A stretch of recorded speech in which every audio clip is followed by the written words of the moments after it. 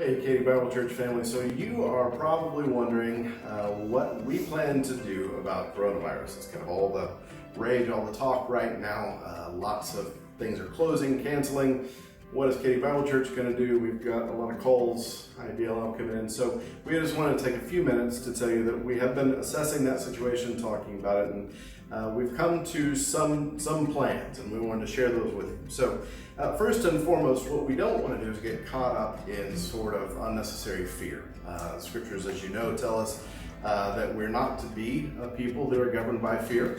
In fact, in Proverbs 28, it says that it is the wicked, actually, who flees when no one's pursuing. And so that certainly doesn't want to be us. And I know that a lot of folks feel like there is just a large degree of unnecessary fear and unnecessary reactionism going on, and we certainly don't want to participate in that. On the other side, we want to be prudent. We want to make sure that we're being wise in the way that we're responding, and that not only are we not being fearful and going along with the crowd, but that we're also loving our congregation well and those in our community well. And so we want to be prudent, we want to be reasonable. So just as Proverbs 28:1 says that the wicked flees when there's no one pursuing, Proverbs 22:3 says, the prudent sees danger and hides himself, but the simple go on and suffer for it. And so what we don't want to do is act like nothing's happening, but we don't want to overreact either. And so this has been an evolving situation. We've been talking about it all this week, and we plan to continue to have conversations about it. And we are basing our decisions, the things that we're currently talking about here with you today, on the best current information that we have, the best decisions that we make. And part of the problem here is that a lot of this is precautionary, and so it feels like we're having to make decisions before it feels like it's time to make decisions on some of these things. Some of you may feel like it's premature, some of you may not, but we're trying to just do the best we can with the information. So, Barry, why don't you talk more about that? When the elders met earlier in the week, we talked about coronavirus, and we were of one mind that we should not suspend our services on Sunday. And yet things have evolved since then, and we have surveyed other churches in the area, and all of them are suspending their services.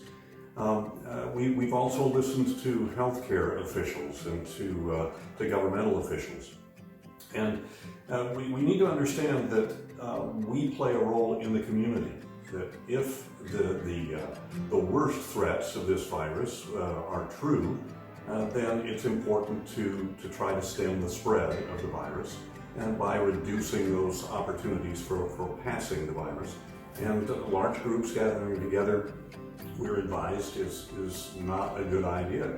And so, consequently, if we are to play a role as community members who are responsible, loving our community, supporting our community, we don't want to be guilty of spreading the virus in any way. We want to do our part to contain it.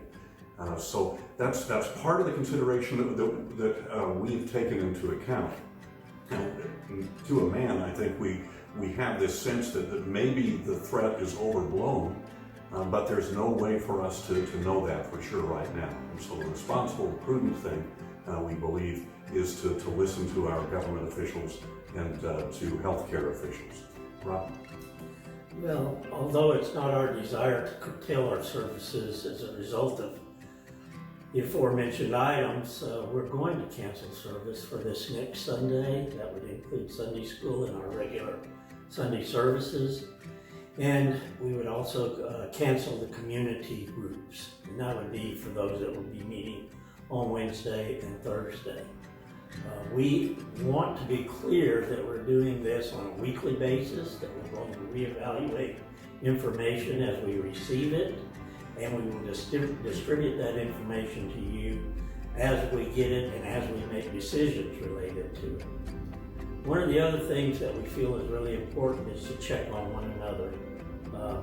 Our elders have shepherd groups, and they will be checking their shepherd groups and trying to find out if there's any unmet needs, shopping needs, maybe something that was not obtained that would give you comfort if you had, and we'll try to get that to you. But any number of things, we also encourage you to contact each other. So just to recap and make sure that we are all under the understanding there will be no services this coming weekend. we are reevaluating this on a week-by-week basis. So guaranteed, this will not be the case next week. There will be some different plan in place because we don't intend to just have cancellations on a repeated basis. So be looking for those plans. We'll send them out to you via Facebook and also via the Google group and other avenues that we have at our disposal for communication.